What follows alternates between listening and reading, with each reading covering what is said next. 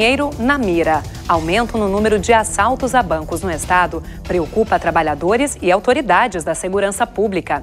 Comissão de Constituição e Justiça da Assembleia rejeita projeto que proibia sacrifício de animais em cultos religiosos. Procon alerta para riscos à população com fim do rótulo obrigatório nos alimentos transgênicos. Susto na bomba. Queda no lucro faz postos elevarem preço dos combustíveis na capital. Polícia Civil faz em Rio Grande uma das maiores apreensões de droga da história no sul do estado. Mostra de superação. No Vale do Taquari, um festival expõe a arte produzida por alunos de APAES.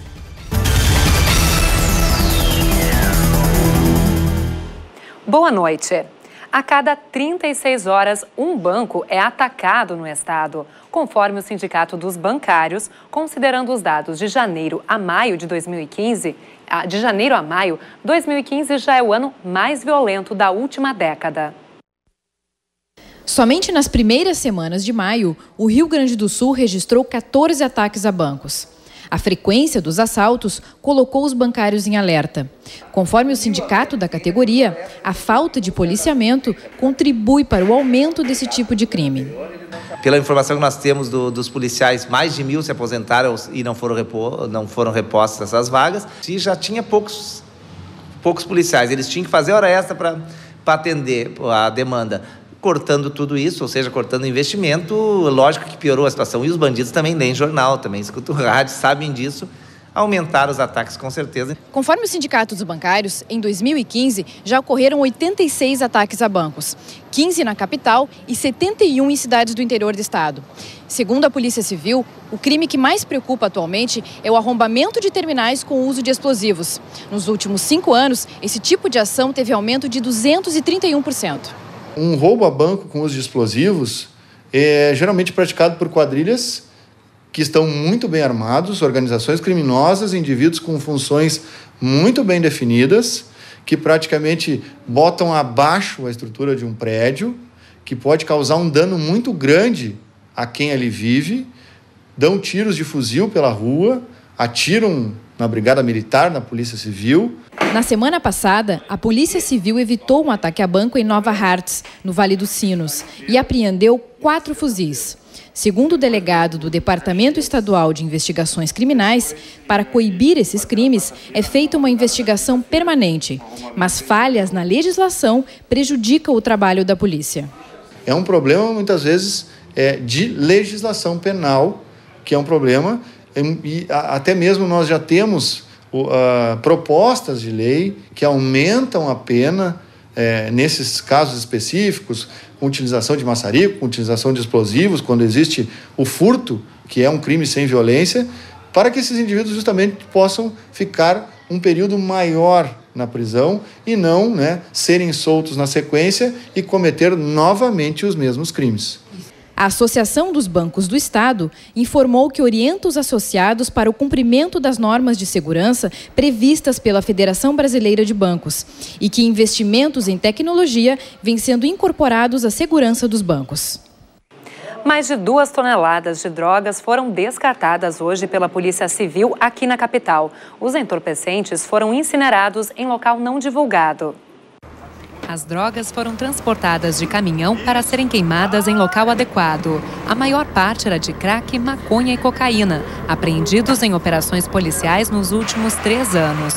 O Departamento Estadual de Investigação do Narcotráfico estima que o prejuízo para os traficantes seja de 3 milhões de reais. O Ministério Público acompanhou a incineração. E no sul do estado, a Polícia Civil fez uma das maiores apreensões de drogas dos últimos anos na região. Depois de abordar um homem na frente de casa com 1 quilo de maconha, os agentes fizeram uma busca na residência dele e tiveram uma surpresa. A ação aconteceu em Rio Grande.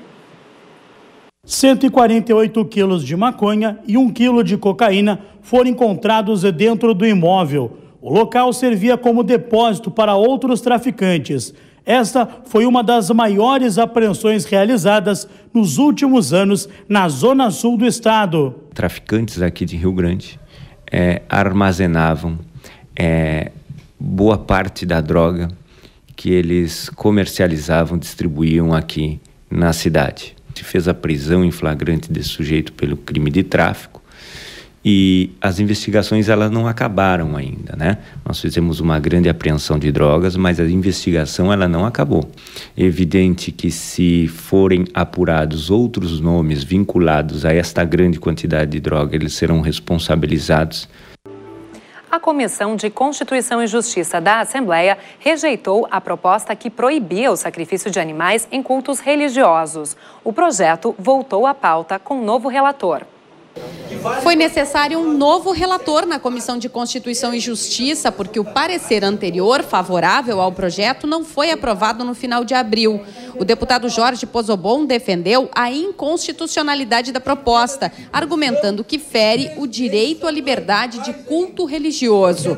Esse projeto tem uma inconstitucionalidade na Constituição Federal e tem uma inconstitucionalidade na Constituição Estadual. E é por isso que o meu parecer é contrário. Mas tem um outro ponto que eu acho que foi fundamental. A grande discussão sobre o tema animais. Evidentemente que ninguém de nós concorda com crueldade com relação aos animais. Evidentemente que nos cultos nós não fizemos sacrifício, nós não fizemos crueldade contra os animais. A autora do projeto, a deputada Regina Becker, protocolou na reunião uma petição com mais de 15 mil assinaturas. Mais uma vez, representantes de ONGs de defesa dos animais e das religiões de matriz africana acompanharam a discussão.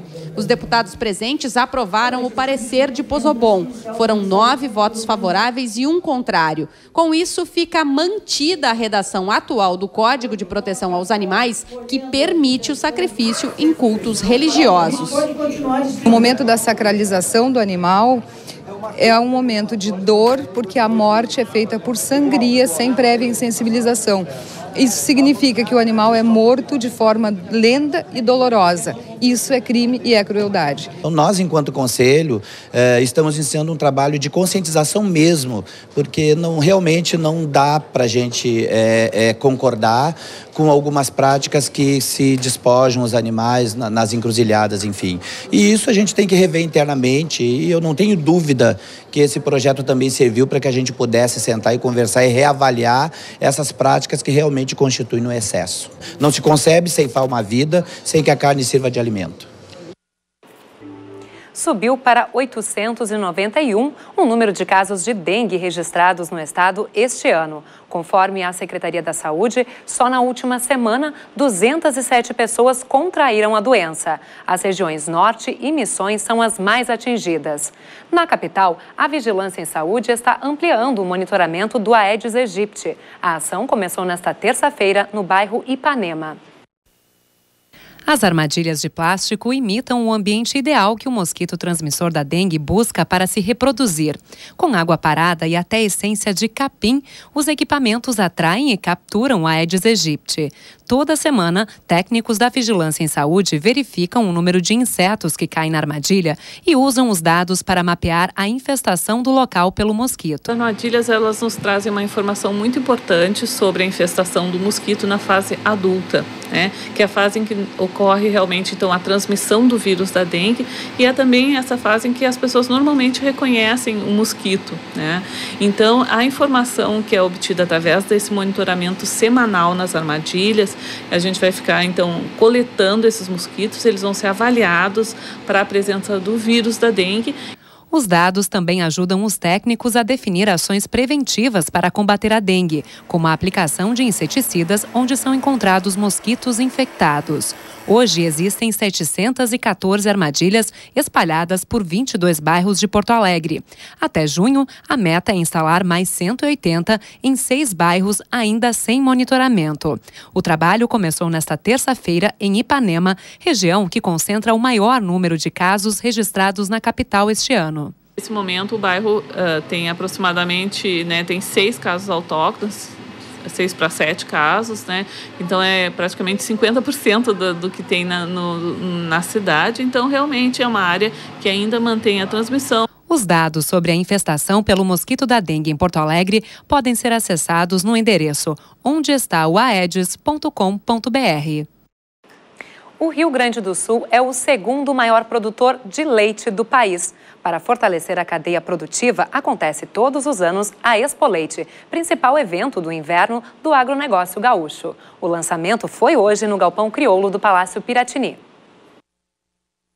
Ao invés de um café com leite, um leite com café. Assim foi chamado o evento que marcou o lançamento da edição 38 da Expo Leite e a 11ª da FenaSul, que acontecem de 27 a 31 de maio no Parque Assis Brasil, em Esteio. Até uma novilha da raça holandesa marcou presença durante o brinde. A expectativa é de que este ano o volume de negócios supere o de 2014, quando foram vendidos R$ 1 milhão em animais. O setor leiteiro mobiliza 130 mil famílias no estado, com uma produção diária de 12 milhões de litros. A produção industrial do Rio Grande do Sul teve uma pequena alta de 1,1% em março, na comparação com fevereiro. Apesar da leve recuperação, os indicadores do IBGE revelam que o setor continua sentindo os impactos da crise econômica. Em relação a março do ano passado, a produção industrial gaúcha recuou 2,1%. É a 6ª retração consecutiva nesta base de comparação. Com isso, a produção industrial do estado acumula queda de 8,8% no primeiro trimestre do ano, aprofundando a taxa negativa de 3,9% apurada no último trimestre de 2014. Conforme o IBGE, houve queda em 9 dos 14 setores pesquisados, com destaque para a indústria de máquinas e equipamentos, onde a retração foi superior a 18%. Os piores desempenhos foram registrados na produção de colheitadeiras, semeadores, plantadeiras e aparelhos de ar-condicionado. Também houve queda significativa na produção de derivados do petróleo e biocombustíveis, assim como em produtos de metal e metalurgia. No sentido oposto, os melhores desempenhos na indústria gaúcha vieram dos setores de produtos químicos e de bebidas, impulsionados pela fabricação do etileno e de vinhos. Os PROCONs do país estão mobilizados para vetar no Senado a proposta que extingue o rótulo obrigatório nos alimentos com menos de 1% de componente transgênico. A Câmara aprovou o texto, alegando obstáculos ao consumo de alimentos produzidos pelo agronegócio. O projeto que prevê a extinção do rótulo nos transgênicos é de autoria do deputado Luiz Carlos Reins e tramitava na Câmara desde 2008. Atualmente, é a Lei 11.105 de 2005 que prevê a rotulagem específica desse tipo de alimento.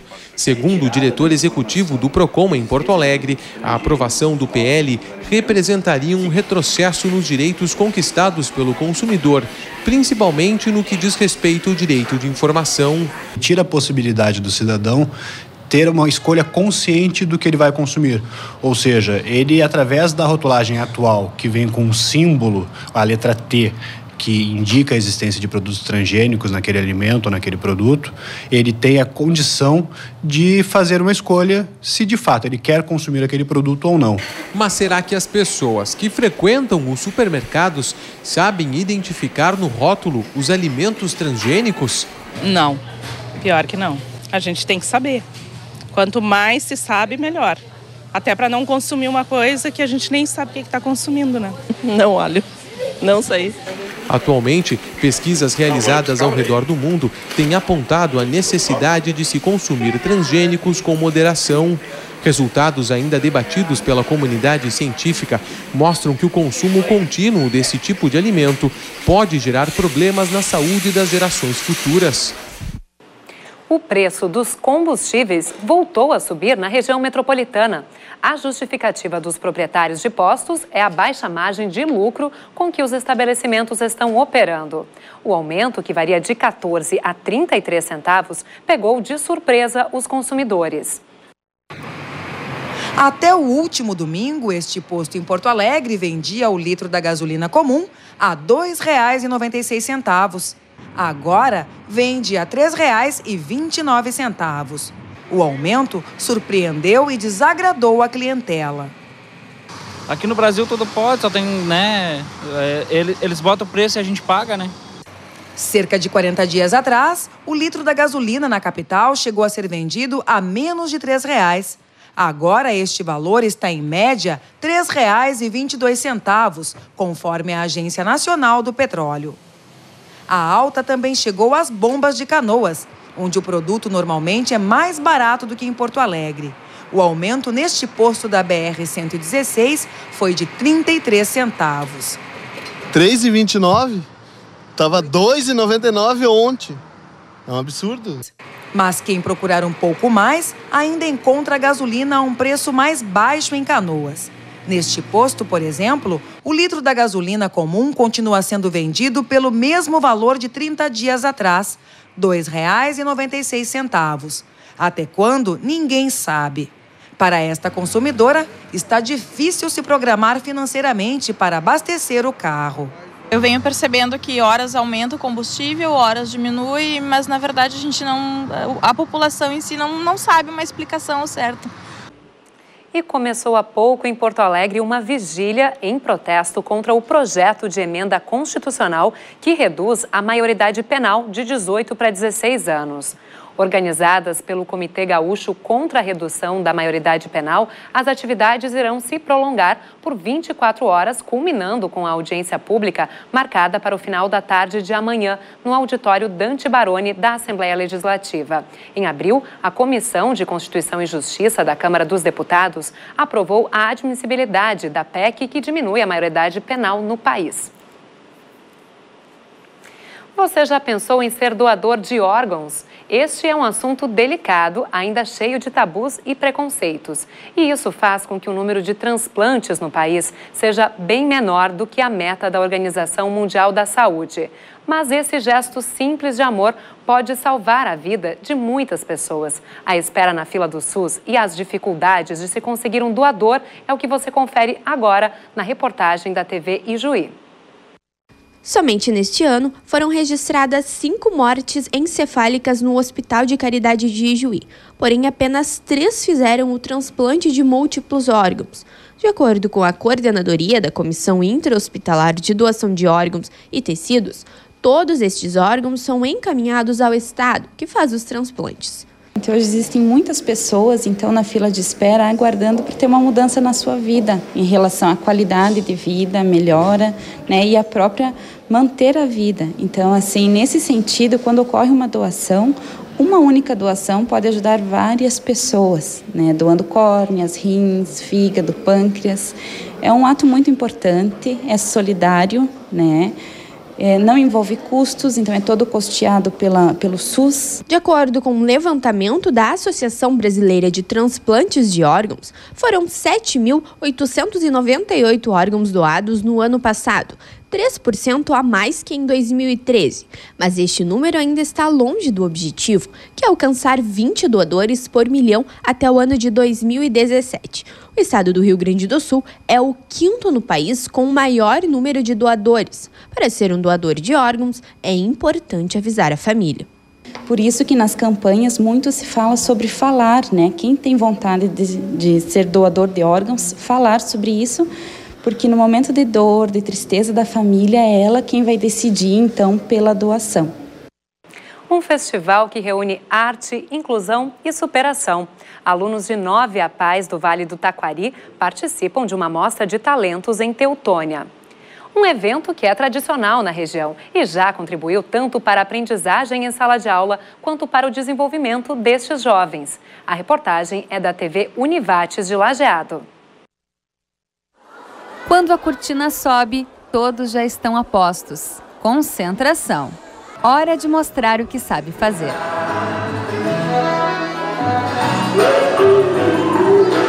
Plateia lotada. Pais, amigos, colegas e escolas vieram para conferir o trabalho de 9 APAES. O Festival Regional de Arte deixou de ser competitivo na última edição em 2012. O espaço agora é de integração. Nós entendemos esses encontros entre as APAES, não só encontros de integração para promover a arte dentro das APAES, mas também encontros que mostram, na verdade, o potencial de cada um dos alunos, O esforço que cada um dos professores faz para estar apresentando algo novo, para estar trazendo algo novo, para estar ensaiando alguma coisa em que esses alunos possam estar se superando. Arte como um instrumento de inclusão, socialização e desenvolvimento. Esse é o objetivo. que a gente possa, de uma maneira prazerosa, fazer com que eles aprendam, que eles cresçam e principalmente que eles sejam incluídos na sociedade, né? Rola muita emoção, assim, pra gente que tá no dia a dia, então nem se fala. A arte promove a questão da expressão, a questão da desinibição, tu ultrapassa algumas fronteiras que às vezes dentro da sala de aula tu tem um pouco mais de ressalva. E quando tu tá num espaço artístico, isso se torna muito mais natural, digamos assim. É bem legal, porque a gente vê o potencial deles e, na verdade, o potencial é que não falta. Deveria ser investido mais tempo para esse tipo de representação para eles, porque eles são fantásticos. Eles têm muita facilidade de se expressar fisicamente, corporalmente. Essa facilidade ficou visível por aqui e até a plateia entrou na dança. Nós voltamos amanhã às 7h30 com novas informações. Uma boa noite para você e até lá!